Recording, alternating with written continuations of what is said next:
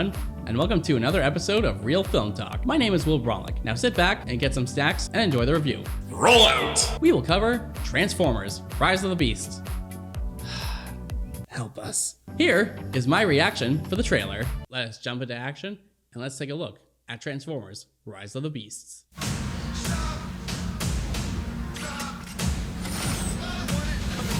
Like Spider-Verse, they give us know when the trailer starts. For centuries, our kind has stayed hidden on Earth. I feel like that kind of ignores what Micheal Bay set up, which I actually don't mind at all. Found us again. Oh, it wouldn't be a cloudy sky over in New York if it wasn't like a big budget action movie. About the fate of all living things. Unicron is coming. Oh, sweet, we're getting Unicron. 94, okay.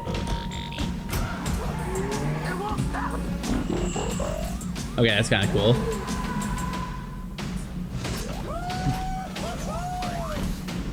Back up. Oh, I thought we were boys. You want it? Come and get it. He's like, no, I'm not gonna mess with that. Nobody. I ain't even seen nothing. I'm not even seeing anything right now. Yes, in fact, how am I floating in the air? Do I have the Force or something?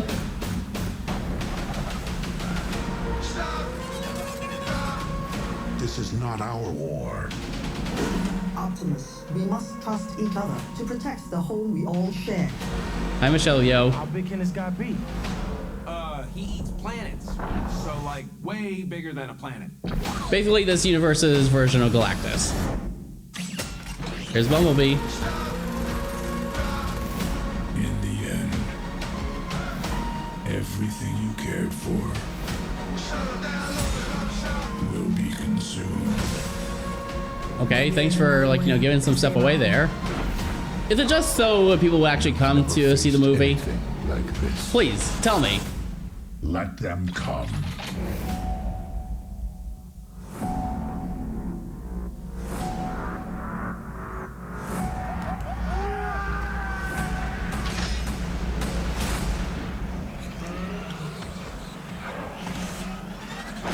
Nice.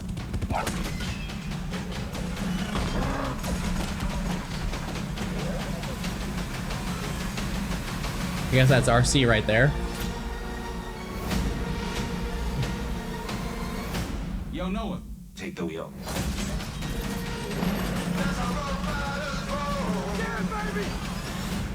Bumblebee, I think it's safe to say, will always be a huge fan favorite. So, that's a movie that's actually happening. I haven't really been excited about a Transformers movie in quite possibly a long time. I will say that Bumblebee was pretty good, but the ones that were directed by Micheal Bay were hit or miss, mostly misses. I do remember seeing so this is actually kind of a funny true story. When Age of Extinction came out in 2014, I think it was, there was an article where they talked to Micheal Bay and they were talking about people hating on the Transformers franchise. And Micheal Bay himself said, let them hate, they'll still go see the movie. And I took that as a little bit of a challenge. So I'm like, you know what? You're on. I'm not gonna see any more Transformers movies directed by you. But I had to be a film critic. So I'm kind of obligated to watch everything, even the stuff I don't want to. So yeah, the last one left a really sour taste in my mouth. I do like Peter Cullen as Optimus Prime. He said in a small interview, a little featurette, he says this movie carries or honors the legacy that the previous movies have given us. So hopefully there's some enjoyment out of this. And I hope they actually gave us some interesting human characters. It's not that I didn't hate the human characters in the previous movies, it's just I found them pretty bland and uninteresting. So we'll see what happens here. So I will go see this movie and I'll go give you guys my general thoughts. Transformers: Rise of the Beasts is directed by, wait a minute, let me see that. Stephen Cable Jr.? Huh, weird times we're in. This is actually the second movie to not be directed by Micheal Bay.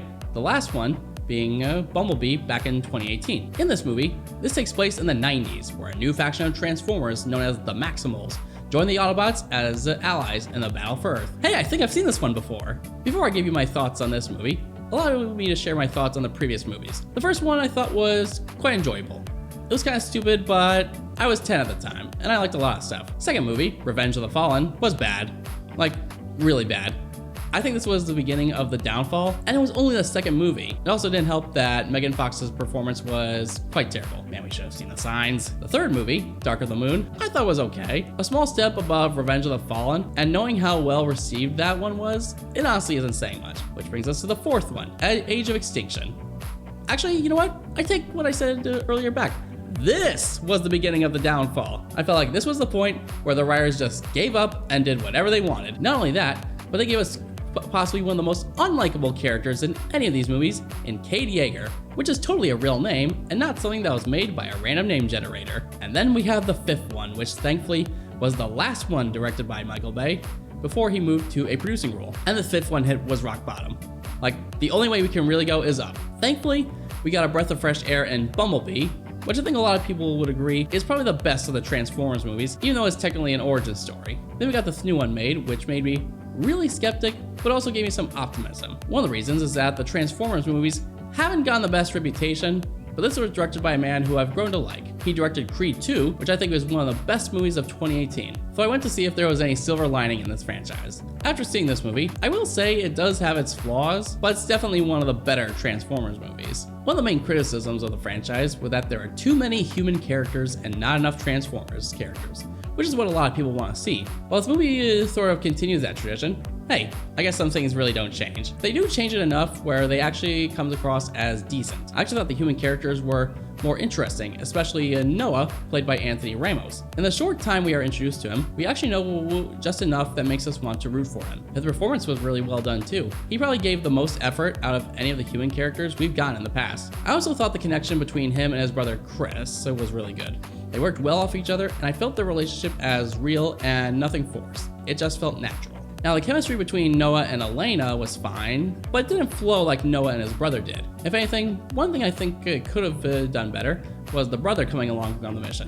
Another thing I wanted to address was Peter Cullen, once again reprising his role as Optimus Prime. Cullen has been doing this role for a long time, and he shows that even at 80 years old, he's still got it with that commanding voice. I won't ask a second time. However, one voice performance I wasn't too thrilled by was Pete Davidson as Mirage. I feel like the writing that was given to him really didn't work and has made his character come off as annoying from time to time, giving us some pretty awkward comedy. Now there's the Transformers franchise we know. Okay, all jokes aside, I think the acting from everyone was well done. I also liked the introduction of the Maximals.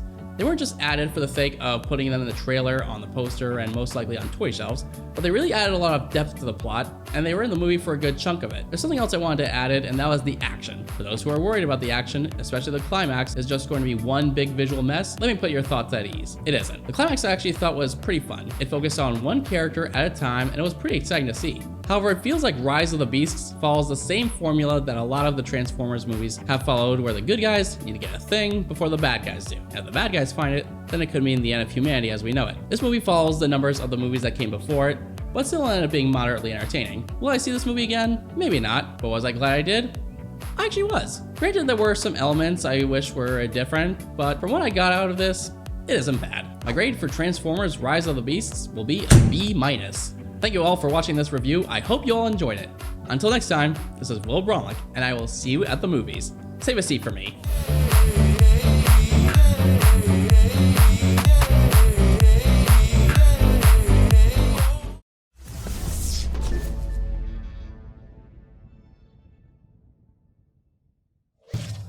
Funding for Simsbury Community Television is provided in part by contributions from viewers like you.